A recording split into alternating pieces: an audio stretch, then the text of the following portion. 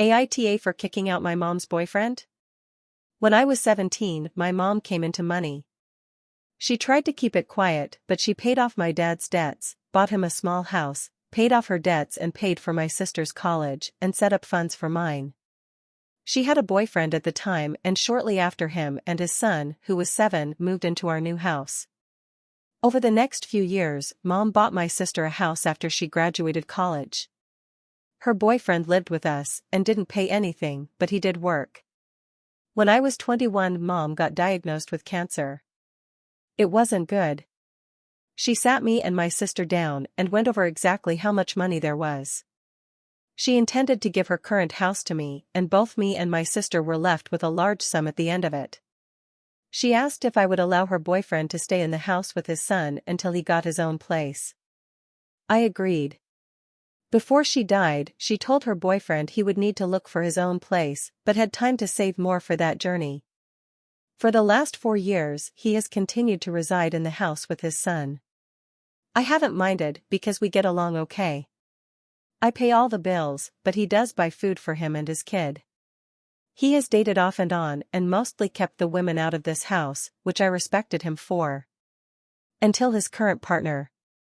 She's been in my house 3 times, and at first, besides feeling a little uncomfortable, I was okay with her. The last time this past weekend was the point where I lost my shit. I was making myself some lunch when she came walking downstairs. She grabbed a plate and went to grab food out of my pan. I asked her what she thought was doing.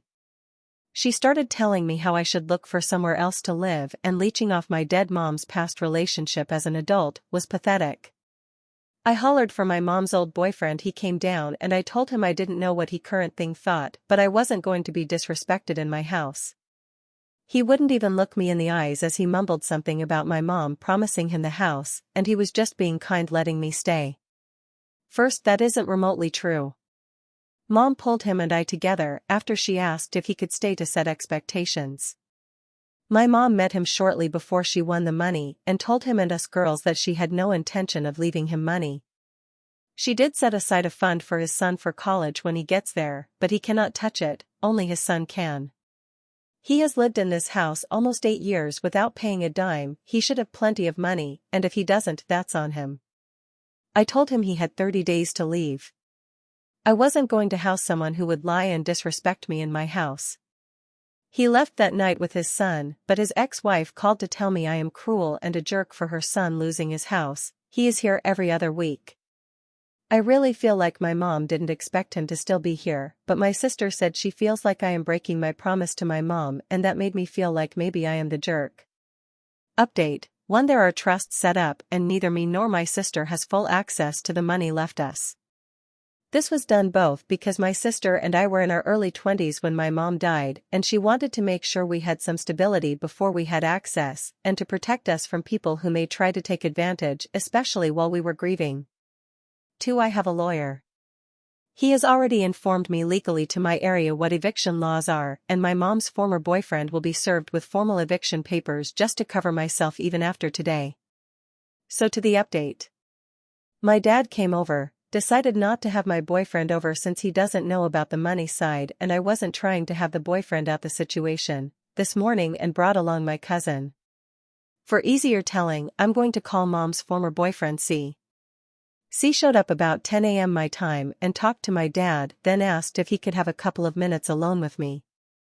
Dad nodded, so my cousin and him went into the kitchen and C and I sat in the living room. I'll be honest, I didn't expect it to go as it had, but I am glad it did. C started with an apology. I don't remember all of the words said, but the basics were he missed my mom, he has been lonely but not alone thanks to me and his son. He was sorry for what had happened, that he got caught up in lust and let someone else fill his head with ideas, and that he owned up to his mistakes and should have never put up with someone who would disrespect me or my mom's memory. He tried to hand me a cashier's check for $15,000. He said it wasn't much, but he wanted me to know he appreciated me and living with me, and that he wanted to pay back some of what he owed. I refused the check, both in part because I never wanted his money, but I also don't want to give any possible legal leg for him to stand on if this is somehow him trying to stay. I told him the first part and told him to put it towards a house. He told me he is living with his sister but is going to look at houses with a realtor next week. He did say his son is asking about our next hangout date and said both me and my sister are welcome to arrange time with him. After all of that, my dad and cousin helped him get all the stuff out of the house that he owned. He had brought a U-Haul, and he gave me back my house keys. He apologized again and left. Not what I expected. But it went really well, and I feel a lot less like I let my mom down.